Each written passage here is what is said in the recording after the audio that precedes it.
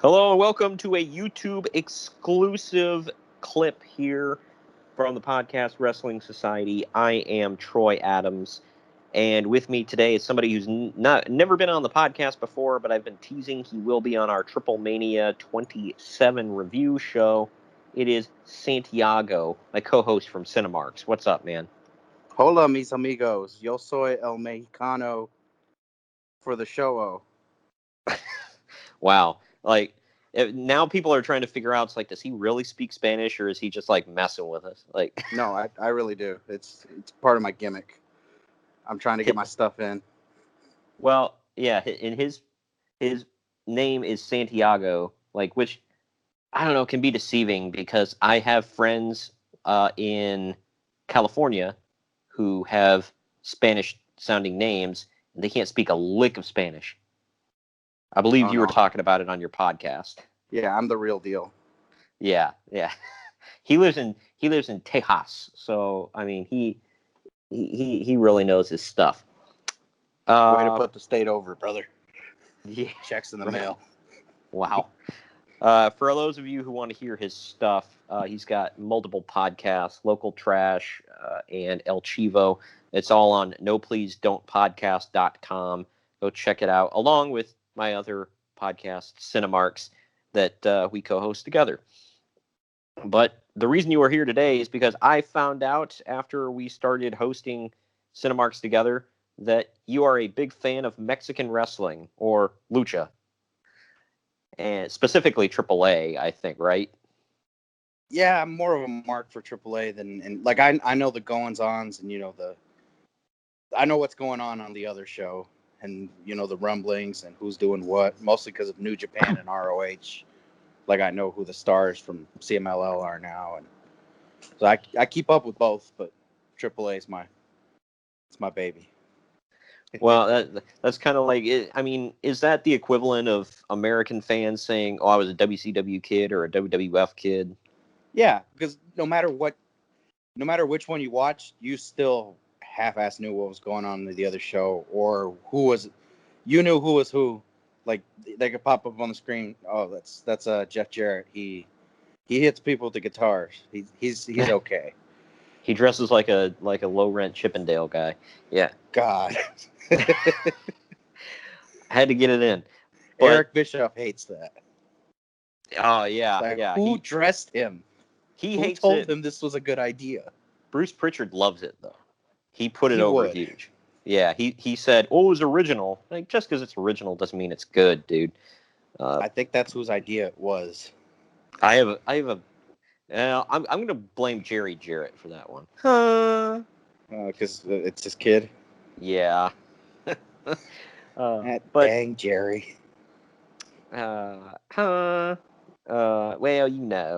Anyway, now that we're done having fun. The things we're here to talk about today are some sad news. We talked about it a little bit on the podcast this week. I had Delvin Cox from the Delvin Cox Experience on because Greg was out of town and could not record with me this week. But it's cool. I owed Delvin a show, so he came on. And we talked a little bit about the passing of Perro Aguayo Sr. For those of you that don't remember, Perro Aguayo Jr. died back in 2015. He died in the ring during a match with Rey Mysterio Jr. That was, I'm sad to say because I don't watch Lucha. That was the first time I'd ever heard of Perro Aguayo Jr.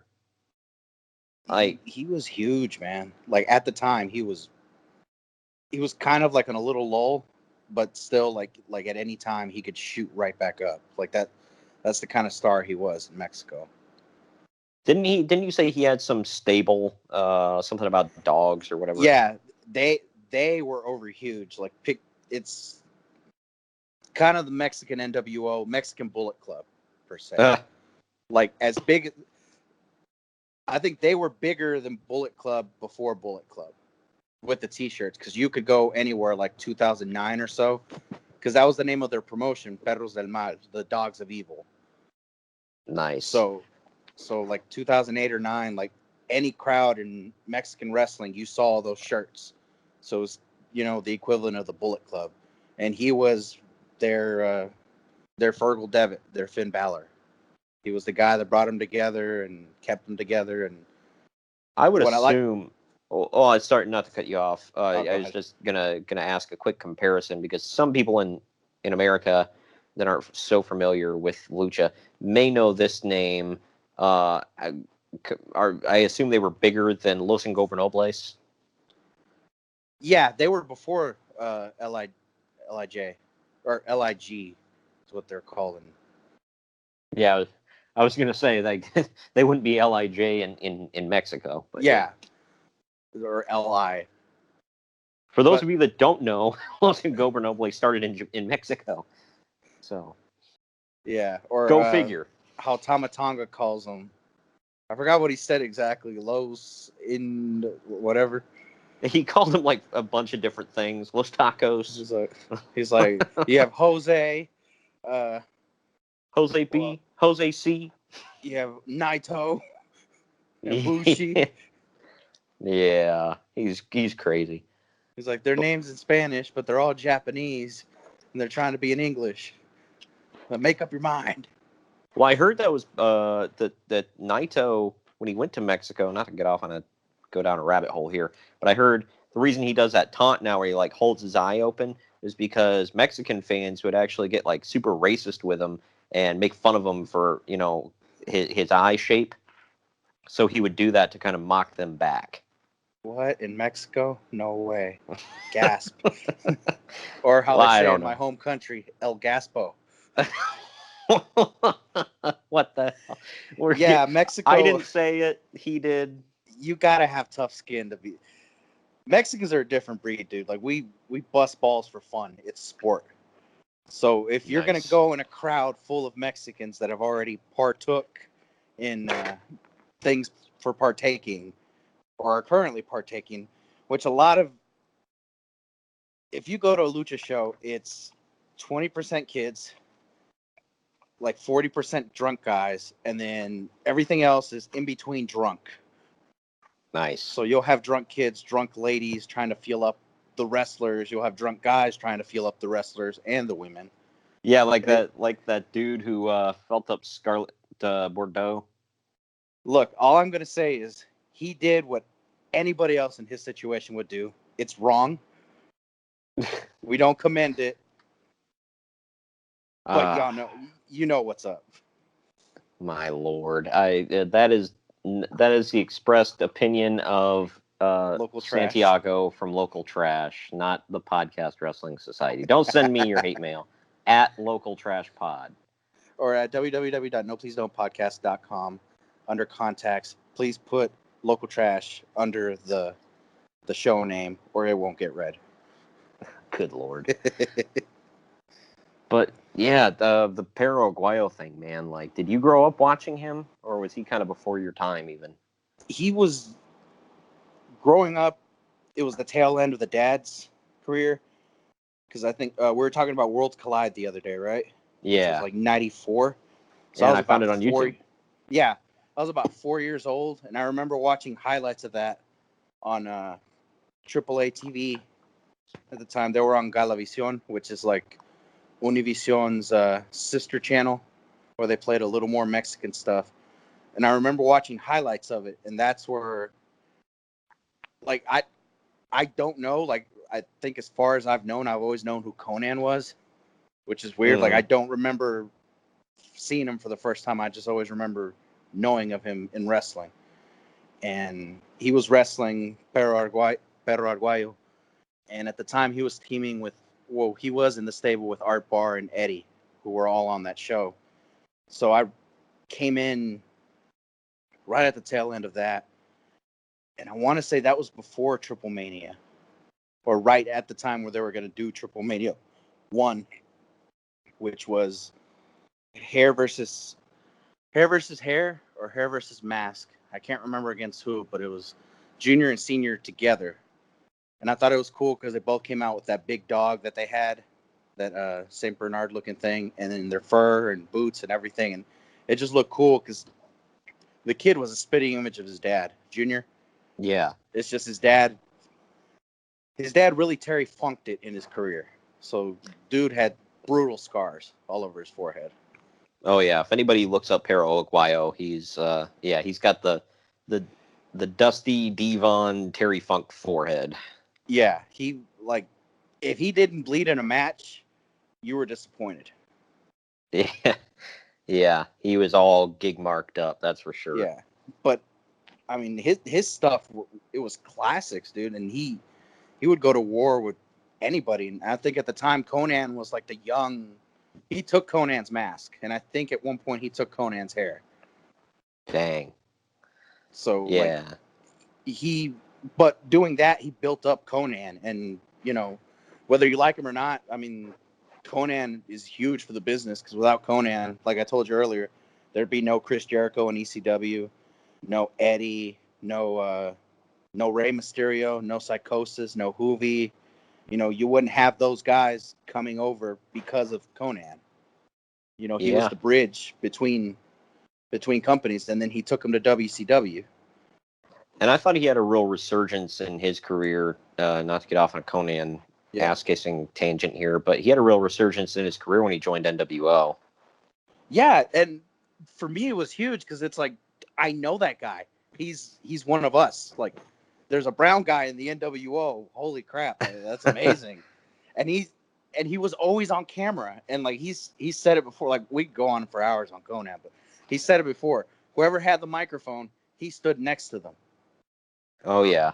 So yeah, he I was always always in the remember him. shot. Yeah, and he fit in perfect with the image that Nash and Hall said they wanted for the NWO. Yeah, sagging pants, bandana tied around his head, Backwards, looking like a cholo, like straight thug. That was the first time I ever saw a dude only button the top button of his plaid shirt. That was the California cape, they call it. Yeah. First time I ever saw that as a kid was that. I was like, okay, cool. And like, dude, as a kid, like, I mean, his matches weren't super exciting, but I always loved Conan. He was just super entertaining. His stuff in Mexico, like, not to cut you off, but you're fine. His stuff in Mexico, like, he was over huge. Like, there's no way to properly explain it. Like, I think he said it before. He was the Hulk Hogan of Mexico, around the same time that Hulk Hogan was the Hulk Hogan of the world. Yeah, and all of that was because of Perro Aguayo. He's the guy that put him over. He, the mask got a little hokey. Wrestled him, took the mask. Well, both of them went over because now they get to see his face, and I'm not playing for the other team, but that's a good looking guy. Well, I mean, same can be said for former El Sombra there. Andrade? Yeah, Andrade. That dude is a babe. That's why he's dating Charlotte Flair, and we're not. I guess so. But yeah, and the last one here that I wanted to touch on, his passing recently, and I'm sad. I like I said, I don't really know anything about Lucha, so I didn't really know this guy per se. Francisco Paco Alonso, who was what was he, the president of CMLL? Yeah, I think he was pretty much the Vince McMahon of CMLL. Yeah. CMLL. Yeah. Added too many L's right there. Yeah. But he was different than Vince in the sense. Well, he's really similar to Vince, but then different at the same time. Like, he runs everything hands off. Like, I think his daughter runs everything business wise, and then he trusts the bookers, but he has the final say. But the dude wouldn't go out there and take pictures. He wouldn't do interviews. He was real low key. Like, he was in charge of everything. But like, at times you forgot that he was even in charge, because I think whenever he passed, you asked me, and I'm like, honestly, I don't even know what he did or does. And then it came out like, oh no, his daughter's been running it for the past couple of years. He's just kind of the last say. Like, everything passes through him before it goes out. Wow. Yeah, he was, and the thing was, he was only 67. Yeah, I mean, that's kind of young, but in Mexico, that's real old. He's been around for years. Well, he ran it. They say he ran the company. He was the president for 30 years. Yeah, and the dude, for all for all accounts, the dude was a good guy. Like a lot of people that work for him, like Chris Jericho, we talked about it, and we can link that video. Like, he took it hard because he said that's the best boss he ever had, and he was a good dude and everything. But the dude also held grudges. Like, I think when Hijo del Santo left CMLL, he stopped him from working with IWRG and said, if y'all book him, we're done. And they booked him anyway, so he ended a 7-year relationship with him over that. Wow. And then I think he was still mad at Antonio Pena. So when Antonio Pena died, he didn't send flowers, didn't send regards or anything. Wow. So he's a good dude, smart, ran his business, but I think he ran it from the heart. So he took everything personal. Yeah. Yeah. His grandfather, like we were talking about, the original Salvador Ludorath founded. It was originally called EMLL for all of you out there, and then when they broke from the NWA in '87, is that when they changed the name? I think it was right when he took charge of it. He Yeah. decided, well, because EMLL stood for Empresa Mexicana de Lucha Libre, which means basically the Mexican Lucha Libre Company. And CMLL stands for Consejo Mundial de Lucha Libre, which means the Council of Mexican Lucha Libre. And like I told you, like, council sounds a lot better than company. Yeah, I mean, it's got a little more pizzazz. Well, it makes it sound more like an NWA, because I mean, you always heard about, like, it was. I mean, you could call it a council, basically, of guys sitting around voting on the champion. It's kind of like a federation of wrestling of the world. Wow. Something like that. Yeah. But they did split from the NWA, but they kept NWA titles, and I'm pretty sure to this day they're still called the NWA Middleweight Championship and the NWA Welterweight Championship. Which, one thing I've always appreciated about CMLL and the way Paco Alonso booked it was the middleweight and the welterweight title were just as important as the heavyweight title. And which, I mean, I can only name maybe 2 CMLL heavyweight champions in the past, and that's the actual title belonging to the company. And I think one of them was Alberto Del Rio when he was Dos Caras Jr., and I want to say Shocker at one point won it. Oh, wow. I only remember Shocker from a brief stint in TNA. Yeah, I think that's when he fell out with CMLL, and he ended up in AAA. And God, I can go into an hour explaining to you the crappy gimmicks I've seen in AAA with guys from CMLL. You know how people say that Vince will bring people up from NXT just to give them crappy gimmicks and bury them? Like, oh, so you're the guy that was really over. Okay, well, we're going to put a mask and a cape on you now. Get that over. Well, every company goes through that at Antonio times. Pena was that guy. But the thing is, Antonio Pena liked to own the gimmick. So he'd give you a real crappy gimmick. And then if by some grace of God you did get it over and you decided to leave, it's like, whoa, wait a minute. I own that, and you're leaving the same way you came in. Which I think I told you that exact same thing during the week, how CMLL, when their big stars are about to leave, if they had a mask, they're losing the mask. Which I think happened to La Sombra, and it happened to La Máscara, Psycho Clown and Maximo's cousin. His name is literally the Mask. And he loses the mask, and he's still going by the mask. Well, and then they had Dos Caras lost his mask before coming, didn't he? Yeah. And then Andrade, La Sombra, lost his mask. Yep. There was one other I'm trying to think of. Well, Mystico got to keep his mask. Yeah, that's the one. Before he became Sin Cara. That's the one I was wondering about. I'm like, why was he special? Well, because they owned the gimmick, and the gimmick was super over, and they literally just gave it to another guy, which turned out to be Dragon Lee and Rush's brother. Oh wow. Yeah, I knew they gave. That's like when. How did that happen to the same guy twice? Because when he left WWE, they just gave the gimmick to Hunico. Well, here's the kicker.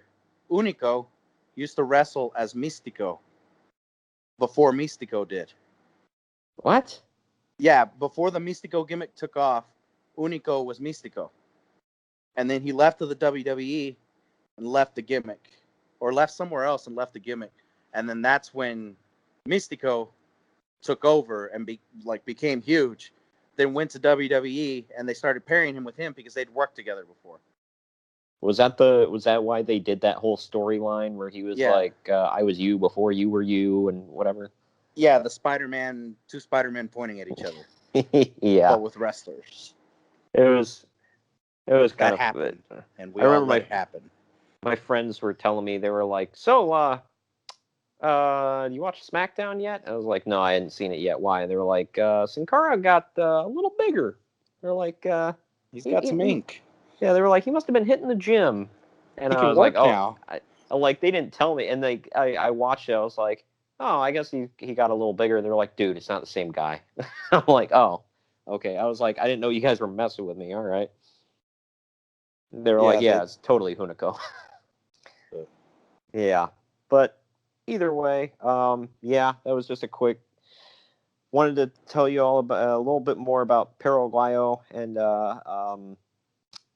Paco Alonso. We'll definitely talk more Mexican wrestling in the coming weeks on the podcast. Like I said, I wanted to have you on to talk Triple Mania 27. The card is shaping up for sure. It's lots of interesting stuff, I'll say. It's a fine card.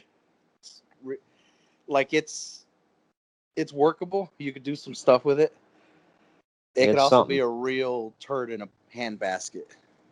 Yeah, we'll see how it goes. And I'll definitely have to ask you to explain who some of these people are. But anyway, thanks for joining me here on this YouTube exclusive, man. Anytime, man. And definitely, like I said, go to nopleasedon'tpodcast.com. You can see Santiago is a part of quite a few shows on there. But definitely check out Local Trash and El Chivo. Those are his babies. Go check them out. And if you're just going to do a search on Apple Podcasts for Local Trash, click on the one with the logo of the raccoon. It looks like he's been on roids. And it's got the little logo of Texas on the bottom of it. Do not click on the other one that looks like it was made in MS Paint, where it's got a fat dude wearing a thong. I think that's a woman. How can you tell? Either way, don't click on that one. Click on the one with a good-looking logo. The real Local Trash. Exactly. And, yeah, and definitely go check out the archives and listen to the latest podcasts. And check us out on Cinemarks. That's CINE-Marks, and then podcast. Search for us on Apple Podcasts and wherever you hear your podcasts. Later. Thanks for watching this YouTube exclusive video for the Podcast Wrestling Society. Don't forget to hit the like and subscribe buttons if you're picking up what we're throwing down. And of course, we always welcome feedback in the comments section down below. And if you want to keep up with the weekly podcast that drops every Wednesday, links to the show page are in the description down below, along with our social media handles and our associates pages. Come on and join the society.